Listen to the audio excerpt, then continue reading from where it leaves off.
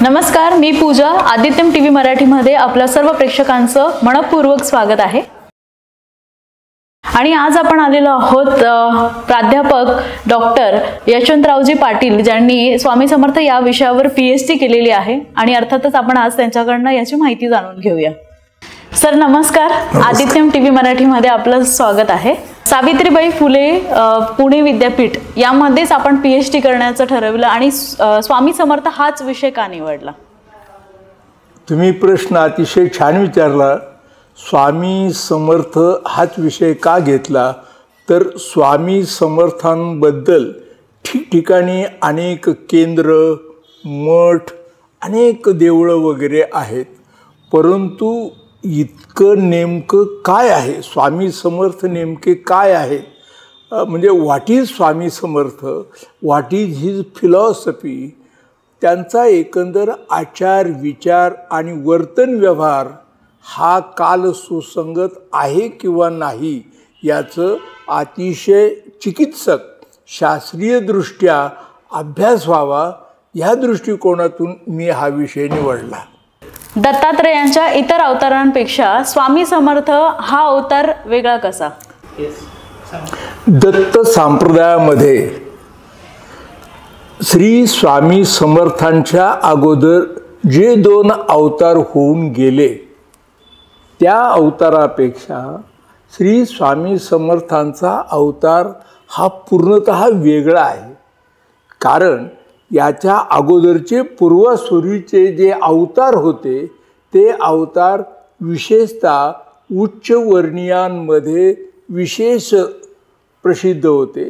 विशेषतः श्रीपाद श्रीवल्लभ आणि नृसिंह सरस्वती हे जे 2 अवतार होते, हे 2 अवतार विशेषतः उच्चभ्रू श्रेणीतील लोक वापरत असत आणि तळागाळातले 18 पगड जातीतले जे लोक होते आणि त्यावेळची जी सर्वसामान्य अशी जी समाज व्यवस्था होती, त्या समाज व्यवस्थेमध्ये ह्या दोन्ही अवतारांकडून फारशी अशी जागृती होत नव्हती. म्हणजे हे जे तळागाळातले 18 पगड जातीचे जे जाती व्यवस्थेमध्ये असलेले लोक होते हे त्यांच्यापर्यंत पोहोचू शकत नव्हते किंवा ते दोन्ही अवतार यांच्यापर्यंत पोहोचू शकत नव्हते. एकमेकांमध्ये असलेली ही सामाजिक भिंत तोडावी यासाठी सर्वसमावेशक बहुजन हिताय बहुजन सुखाय ह्या हेतूने काम करण्यासाठी श्री स्वामी समर्थांनी हा अवतार धारण केला. म्हणून दत्त संप्रदायातील पूर्वसूरीच्या अवतारापेक्षा हा अवतार पूर्णतः भिन्न आहे. तुमची आतापर्यंत किती पुस्तके आली आहेत? श्री स्वामी समर्थांवर ज्या वेळेला विद्या वाचस्पती म्हणजे PhDचा मी अभ्यास करत होतो त्यावेळेला बरीच पुस्तकं वाचली, परंतु स्वामी समर्थांवर माझ्या अभ्यासातून तयार झालेली अशी एकूण 10 पुस्तके आहेत आणि 3 पुस्तके ही प्रस्तावित म्हणजे प्रकाशनाच्या मार्गावर आहे. लवकरच नामवंत प्रकाशनाकडून ती प्रकाशित होणार आहेत. ज्या वेळेला श्री स्वामी समर्थांवर PhD करण्याचा मी निर्णय घेतला, ठरवलं, त्यावेळेला अनेकांनी तसं मला वेड्यातच काढलं. वेड्यात याच्यासाठी काढलं की काय हा विषय निवडला, कशा याच्यावर काय अभ्यास करणार आहे, स्वामी समर्थांनी तर एकही पुस्तक लिहिलेलं नाही, स्वामी समर्थांनी कुठे व्याख्यानं दिलेली नाही, स्वामी समर्थांची कुठे काव्यरचना नाही, मग तुम्ही स्वामी समर्थांवर कोणता अभ्यास करणार?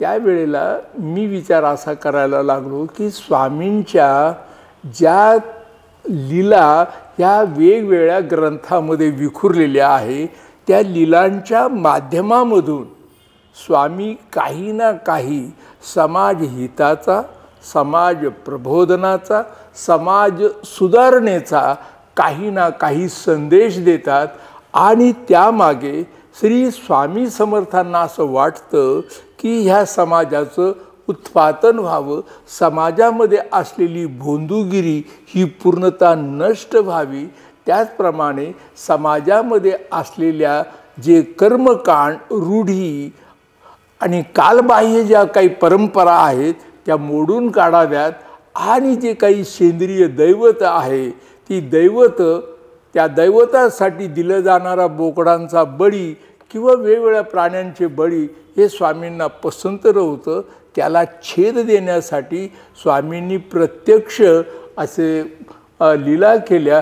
जरी त्या लिखित स्वरूपामध्ये नसल्या तरी अनेक लोक त्यांना त्यावेळेला भेटायला येत असत आणि त्या लोकांमध्ये जसे सर्वसामान्य निरक्षर लोक होते तसेच अतिशय विद्वान, शिकलेले, उच्चभ्रू जातीचे सुद्धा लोक होते, अतिशय चिकित्सक आणि वेगळ्या दृष्टीने पाहणारे लोक होते.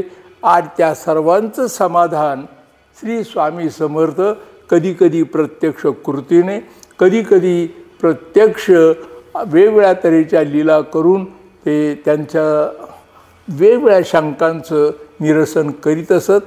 परंतु त्यामागे त्यांचा एकमेव हेतू असायचा की समाज प्रबोधन व्हावं आणि समाजाचं अतिशय चांगल्या तऱ्हेनं एक उत्पादन व्हावं, त्या दृष्टीने त्यांचे प्रयत्न असायचे. तर बघितलं जातं की हिंदू देवतांच्या प्रत्येक देवतांच्या हातामध्ये एक एक शस्त्र आहे, तर स्वामी समर्थांच्या हातामध्ये कुठल्याही प्रकारचं शस्त्र नाही. याच मागचं रहस्य जे आहे ते आपण नक्कीच आम्हाला सांगावे. अनादी काळापासून पुराणात आपण लढाया बघितलेल्या आहेत, हल्ले बघितलेले आहेत. देवदेवतांच्या हातामध्ये शस्त्रास्त्र आहे, धनुष्यबाण, शंख, भाले वगैरे वगैरे. परंतु स्वामींच्या हातामध्ये मात्र एकही शस्त्र नाही. याचं कारण काय? आणि त्या संदर्भात तुमचा प्रश्न मला अतिशय योग्य वाटतो. तर स्वामींचा मूळ जो अवतार होता, हा स्वामींचा अवतार हा लोककल्याणासाठी होता आणि कोणत्याही प्रकारची, कोणत्याही स्वरूपाची शारीरिक, कायिक, वाचिक, मानसिक अशी कोणत्याही प्रकारची हिंसा होऊ नये असा संदेश स्वामींना द्यायचा असायचा. आणि म्हणून स्वामींच्या हातामध्ये संपूर्ण त्यांच्या अवताराच्या कालखंडामध्ये त्यांनी केलेल्या वेगवेगळ्या लीलांमध्ये कधीही हातामध्ये शस्त्र धरलं नाही. शस्त्र तर नाहीच, परंतु कोणावर त्यांनी हातही उगारला नाही. फक्त ते रागाने बोलत असत. त्यांचे शब्द हे अग्निबाणासारखे असायचे आणि ते अग्निबाणासारखे असलेले शब्द हे माणसांच्या किंवा त्या त्या व्यक्तींच्या दुर्गुणावर एक प्रकारे हल्ला करत असत. आणि त्या दृष्टीने त्यांनी शब्दाने, वाचेने, आचरणाने लोकांना सुधारवलं आणि त्यातून त्यांनी कधीही त्यांच्यावर हातामध्ये शस्त्र धरण्याची वेळ आली नाही. केवळ नजरेच्या सामर्थ्याने आणि सगळ्यात महत्त्वाचं म्हणजे त्यांना सिद्धी प्राप्त होते आणि त्या सिद्धीच्या जोरावरती, त्या बळावरती आणि स्वतःवर असलेल्या आत्मतेजावर, आत्मबलावर त्यांनी सर्वत्र चांगल्या तऱ्हेचं लोककल्याणकारी मार्ग हा अवलंबिला. सगळ्यात महत्त्वाचा मुद्दा असा की स्वामी ज्या कालखंडामध्ये होते त्या कालखंडामध्ये शस्त्रास्त्रांची गरज त्यांना भासली नाही. याच्या अगोदर ज्या देवदेवता झाल्या त्या देवदेवतांना त्या त्या वेळेला दैत्य, आसुर असल्यामुळे त्यांनी शस्त्र त्यांच्या कदाचित हातामध्ये असतील, परंतु स्वामींच्या हातामध्ये मात्र शस्त्र नव्हते. स्वामींना दया, क्षमा, शांती, करुणा म्हणजे मर्सी, पीटी, पीस अँड लव ह्या गोष्टी प्रस्थापित करायच्या होत्या. आणि म्हणून त्यांना गौतम बुद्धासारखे, महावीर वर्धमानासारखे हातामध्ये शस्त्र धरायची कधीच गरज पडली नाही.